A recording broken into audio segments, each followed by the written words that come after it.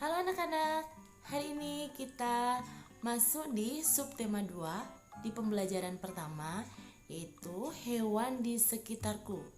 Adapun tujuan dari pembelajaran hari ini adalah anak-anak mampu menemukan kalimat pemberitahuan dari teks dan anak-anak mampu mengerti aturan merawat hewan peliharaan serta anak-anak mampu menanggapi kalimat pemberitahuan. Pertama, kita mau belajar menemukan kalimat pemberitahuan dari teks. Coba anak-anak perhatikan ya. Banyak hewan di sekitar kita. Kita dapat mengetahui nama-nama hewan dari sebuah informasi. Sebuah informasi dapat ditulis dalam bentuk kalimat pemberitahuan. Kalimat pemberitahuan diakhiri dengan tanda titik. Jadi anak-anak, sebuah informasi itu dapat ditulis dalam bentuk kalimat pemberitahuan dan kalimat pemberitahuan itu diakhiri dengan tanda titik seperti kita sudah pelajari sebelumnya. Nah, coba sekarang anak-anak perhatikan teks bacaan ini.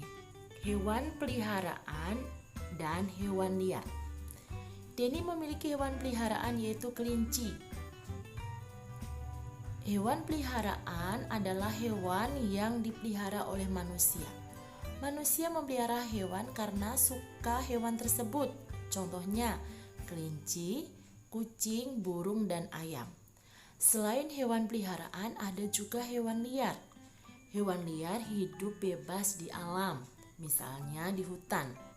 Contoh hewan liar yaitu singa, harimau, buaya, dan ular. Nah, anak-anak waktu anak-anak melihat virtual trip kemarin, anak-anak bisa lihat ya, di sana ada hewan peliharaan dan ada hewan liar juga, ada harimau, ada buaya. Nah, itu adalah contoh-contoh hewan peliharaan dan hewan liar.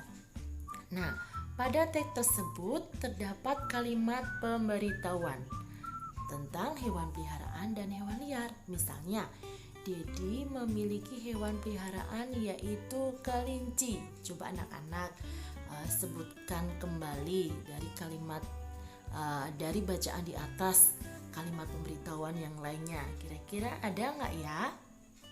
Ya pastinya ada ya.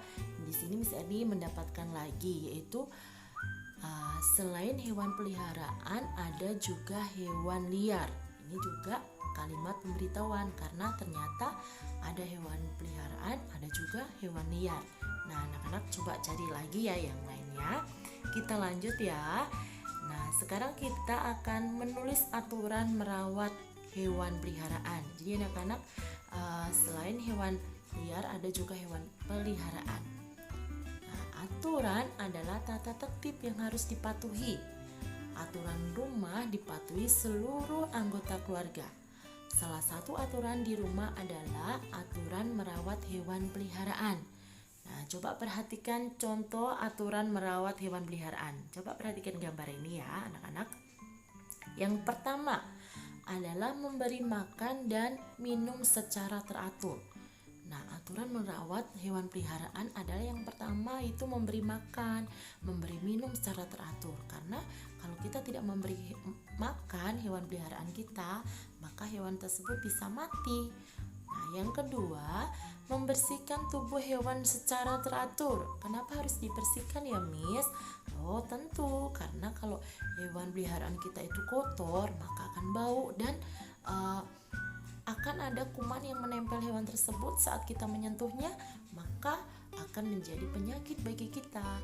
Yang ketiga yaitu membersihkan kandang, tempat makan, dan tempat minumnya. Jadi kandang di mana hewan peliharaan kita tinggal harus bersih, tidak boleh kotor karena akan bau, mengundang kuman, lalat untuk datang ya.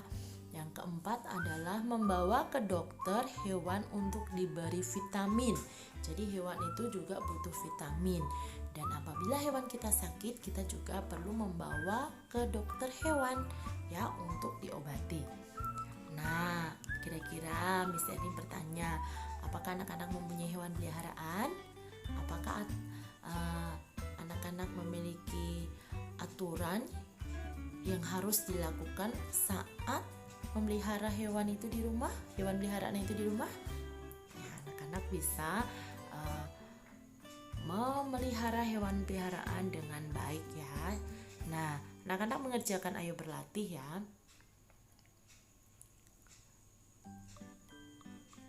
Nah, di sini ada menirukan gerakan hewan. Jadi Miss Erni tidak akan bahas ini karena kita sudah pernah membahas di pelajaran yang sebelumnya. Jadi kita sudah pernah memperagakan kelinci melompat, terus memperagakan gerakan kupu-kupu. Jadi Miss Erni tidak akan bahas kembali. Nah, kita lanjut di pembelajaran yang kedua, yaitu menanggapi kalimat pemberitahuan. Coba perhatikan. Kita dapat membuat tanggapan dari sebuah kalimat pemberitahuan. Untuk memberi tanggapan dengan baik, bacalah kalimat pemberitahuan dengan seksama.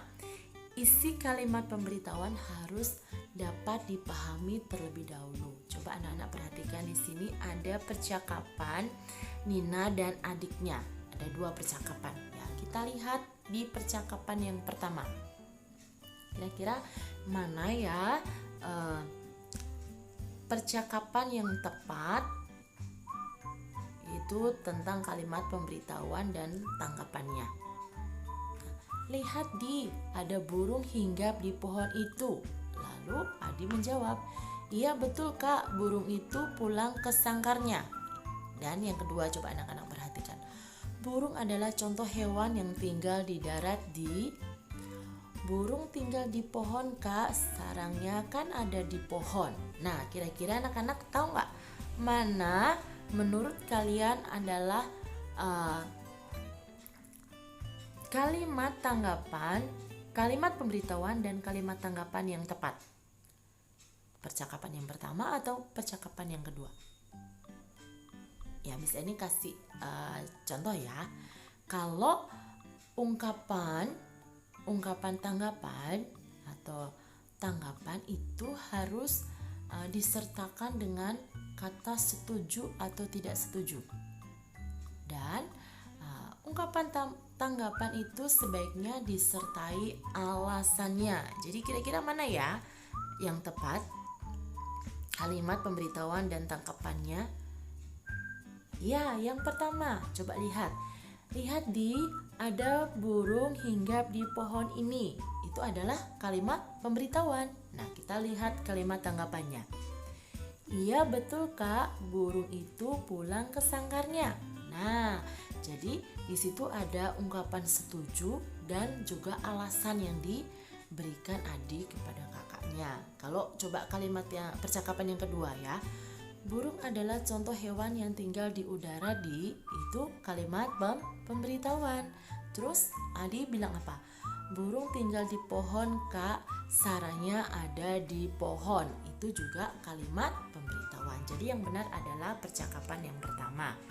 Nah, sekarang anak-anak perhatikan gambar hewan-hewan berikut. Kelompokkan hewan-hewan tersebut, kelompokkan sesuai dengan hidupnya. Tulislah dengan kalimat pemberitahuan. Contoh, kelinci hidup di darat. Ya, berarti kucing hidup di darat juga. Nah, anak-anak bisa mengerjakan selanjutnya. Oke anak-anak, tugas kalian hari ini adalah mengerjakan ayo berlatih di halaman 22 dan mengerjakan kembali tadi mengelompokkan hewan sesuai dengan tempat tinggalnya. Jadi sampai di sini pembelajaran kita. Tetap semangat dan Tuhan Yesus memberkati. Sampai jumpa.